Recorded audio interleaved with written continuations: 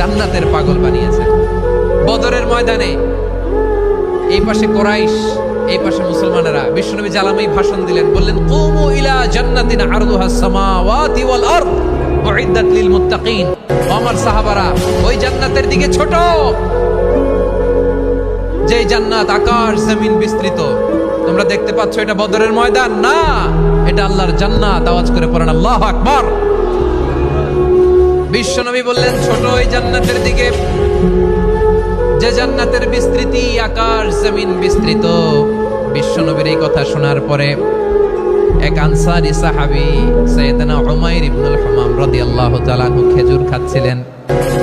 তিনি বিশ্বনবীর দিকে তাকিয়ে কথা শুনছেন আর খেজুর খাচ্ছেন। যখন বিশ্বনবী বললেন জান্নাতের দিকে ছোট, যে জান্নাত আকাশ জমিন বিস্তৃত, বিশ্বনবীর কথা শোনা মাত্র সাইয়েদনা উমাইর ইবনুল হামাম বললেন বাহ বাহ। কি বললেন? বাহ বাহ, মানে চমৎকার, মাশাআল্লাহ, চমৎকার। আমরা ইদানিং কালে চমৎকার কিছু দেখলে ইংরেজিতে বলে ফেলি না ওয়াও ওয়াও, বাহ বাহ, মাশাআল্লাহ। বিশ্বনবী বললেন মা ইয়াহমিলুকা আলা কাউলিকা বাহ বাহ ইয়া উমাইর। ও উমাইর, আমার এই কথা শুনে তুমি কেন বললা বাহ বাহ, চমৎকার চমৎকার কেন বললা?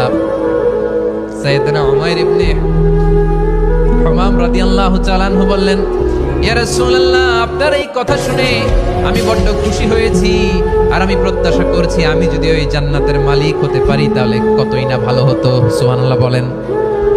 বিশ্বনবী বললেন ছোট ওই জান্নাতের দিকে, যে জান্নাত আকাশ জমিন বিস্তৃত। আপনার এই চমৎকার মুখনিসৃত কথা শুনে আমার হৃদয়ের মধ্যে জান্নাতি হওয়ার বাসনা জেগে উঠলো, এজন্য বলেছি বাহ বাহ, আমি যদি ওই জান্নাতে যেতে পারতাম কতই না ভালো হতো। উমাইরের কথা শুনে বিশ্বনবী বললেন ঠিক আছে উমাইর, জান্নাতে ঢোকার জন্য, এই জান্নাতের অধিবাসী হওয়ার জন্য যেহেতু তোমার এত আকাঙ্ক্ষা, আমি বলে দিলাম আনতা মিন আহলিহা, তুমি আল্লাহর ওই জান্নাতের অধিবাসী হবা।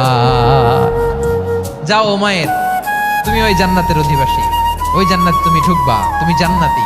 তার মানে সহজ কথায় তুমি জান্নাতি। সুবহানাল্লাহ বলেন।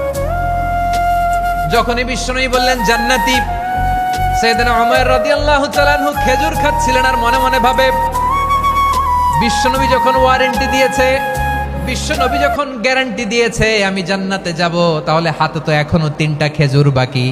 এই 3টা খেজুর যদি খাই তাহলে জান্নাতে ঢুকতে দেরি হয়ে যাবে। সুবহানাল্লাহ পড়েন। হাতে কয়টা খেজুর? 3টা খেজুর। বিশ্বনবী বললেন উমাইর আনতা মিন আহলিহা, তুমি ওই জান্নাতের অধিবাসী, তুমি জান্নাতি।